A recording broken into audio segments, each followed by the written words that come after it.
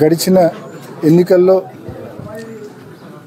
బాబు surety భవిష్యత్తు guarantee అంటూ చంద్రబాబు నాయుడు గారు తెలుగుదేశం పార్టీ సూపర్ 6 పేరుతో ఇంటింటికి తిరిగి తెలుగుదేశం పార్టీ కార్యకర్తలు ఇంటింటికి తిరిగి చంద్రబాబు నాయుడు గారు ముఖ్యమంత్రి అయితే ఈ పథకాలన్నీ కూడా ఈ 6 పథకాలు గ్యారంటీగా వస్తాయి, ఇదిగో చంద్రబాబు నాయుడు గారి సంతకం, ఇదిగో షూరిటీ, ఇదిగో గ్యారంటీ అని చెప్పి ఇంటింటికి తిరిగి వాళ్ళ మేనిఫెస్టోను ఇచ్చారు. వారి పథకాలను చంద్రబాబు నాయుడు అధికారంలోకి వస్తే మరి 18 ఏళ్ళు దాటిన మహిళలకు ఏడాదికి 18,000 వస్తాయని చెప్పారు. ఎంతమంది పిల్లలు ఉంటే అంతమందికి అమ్మఒడి వస్తుందని చెప్పారు. ప్రతి రైతుకు ఏడాదికి 20,000 రూపాయలు ఇస్తామని చెప్పారు. ఇంకా ఎన్నో పథకాలు ఇచ్చారు, ఉచిత బస్సు కావచ్చు, గ్యాస్ కావచ్చు. మరి ఈరోజు బాబు షూరిటీ భవిష్యత్తు గ్యారంటీ పైన చంద్రబాబు నాయుడు గారు నిన్న బాబు గారి క్లారిటీ ఇచ్చారు. ఏమాత్రం అంటే ఎన్నికల ముందు నేను చెప్పిన ఏ హామీలు కూడా అమలు చేయలేను అని చెప్పి చంద్రబాబు నాయుడు గారు ఈరోజు మరి కొత్త కొత్త కారణాలు ఎత్తుకుతూ ఉన్నారు.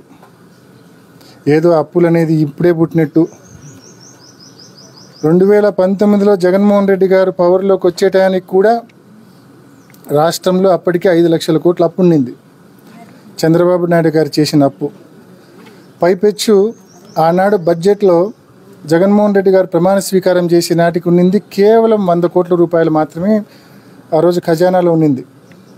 మరి ఆ పరిస్థితుల్లో పవర్లోకి వచ్చిన జగన్మోహన్ రెడ్డి గారు 5 సంవత్సరాల్లో మధ్యలో 2 సంవత్సరాలు కోవిడ్తో రాష్ట్ర ప్రభుత్వానికి రాబడి రాకపోయినా, ఎన్ని ఇబ్బందులున్నా ఇచ్చిన ప్రతి వాగ్దానాన్ని అమలు చేసినారు.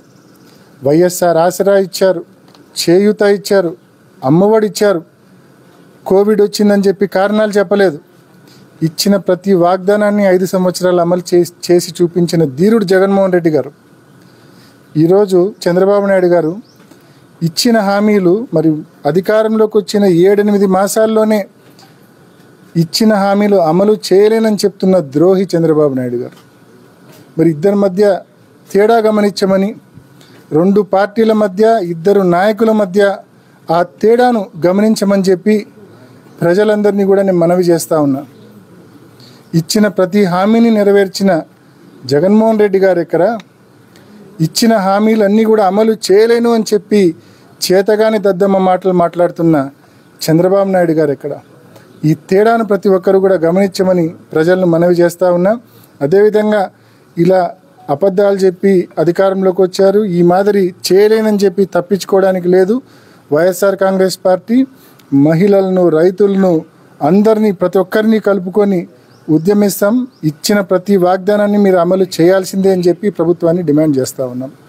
అదేవిధంగా ముఖ్యంగా వైఎస్ఆర్ జిల్లాకు సంబంధించి ఈ జిల్లాలో ముఖ్యంగా ప్రొద్దుటూరులో కావచ్చు, జమ్మలమడుగులో కావచ్చు, పులివెందుల్లో కావచ్చు విపరీతంగా జూదం ఆడిస్తూ ఉన్నారు. అధికార పార్టీ నాయకుల అండదండలతో విపరీతంగా జూదం ఆడిస్తూ ఉన్నారు. ప్రతిరోజు 10 లక్షల రూపాయలు స్థానిక నాయకులకు మరి దీని ద్వారా ఆదాయం ఆర్జిస్తూ ఉన్నారు. ఎంతోమంది పొట్టగొట్టి, ఎంతోమందిని ఇబ్బంది పెట్టి, ఎంతోమందిని రోడ్డు కీడ్చి ఈ మాదిరి జూదంలో ఆదాయాలు సంపాదించుకుంటూ ఉన్నారు అధికార పార్టీకి సంబంధించిన నాయకులు. మరి ఒకసారి మీరు గమనిస్తే ఇటీవల కాలంలో, నేను గతంలో కూడా 1-2 నెలల ముందు చెప్పాను, ఈ మధ్యకాలంలో దోపిడీలు ఎక్కువైపోయినాయి. పులివెందుల నియోజకవర్గంలోనే మీరు చూస్తే ఏ పల్లెకైనా మీరు పోయి అడగండి, దొంగతనాలు, దోపిడీలు విపరీతంగా అయిపోయినాయి.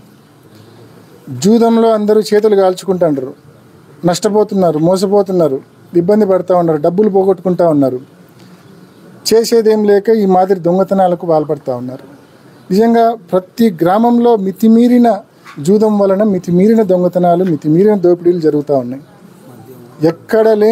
ఎక్కడ లేని విధంగా మరి ట్రాన్స్ఫార్మర్లు అన్నీ కూడా, ట్రాన్స్ఫార్మర్లలో ఈ కాయిలు దోచుకోవడాలు, లింగాల ఎత్తిపోతల పథకానికి సంబంధించిన ట్రాన్స్ఫార్మర్స్ కొన్ని వేల ఎకరాలకు నీళ్ళు ఇచ్చే ట్రాన్స్ఫార్మర్స్.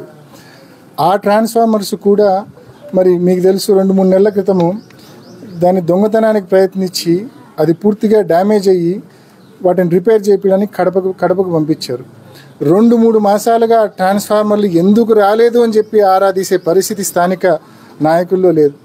అధికార పార్టీ నాయకులకి ఎంతసేపు ఉన్నా కూడా ముగ్గురాయి దొంగతనం చేసినామా, జూదం ఆడిచ్చినామా, క్లబ్బుల్లో పోయి ఆడుకున్నామా అని చెప్పి కేవలం వైఎస్ఆర్ కాంగ్రెస్ పార్టీ కార్యకర్తలపైన కక్ష సాధించినామా. వాళ్ళకు కేవలం ఆ దేవుడు వాళ్ళకి అధికారం ఇచ్చింది, ప్రజలు వాళ్ళకి అధికారం ఇచ్చింది కేవలం జూదం ఆడించుకోవడానికి, లేకుంటే ముగ్గురాయి దొంగతనం చేయడానికి, లేకుంటే వైఎస్ఆర్ కాంగ్రెస్ పార్టీ కార్యకర్తలపైన కక్ష సాధించడానికి.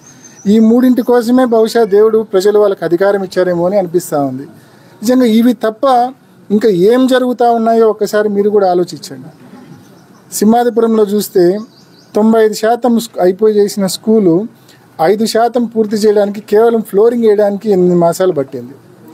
కేవలం ఆ పెండింగ్ 5% రోడ్ వేయడానికి, మెయిన్ రోడ్ వేయడానికి దాదాపు 5% పని చేయడానికి 8 నెలలు పట్టింది, ఇంకా పూర్తి కాల. మరి ఈ మాదిరి ఏ ఒక్క అభివృద్ధి కార్యక్రమం మీద శ్రద్ధ పెట్టడంలా, రైతులకు సంబంధించిన నీళ్ళు ఇచ్చే విషయంలో శ్రద్ధ పెట్టడంలా.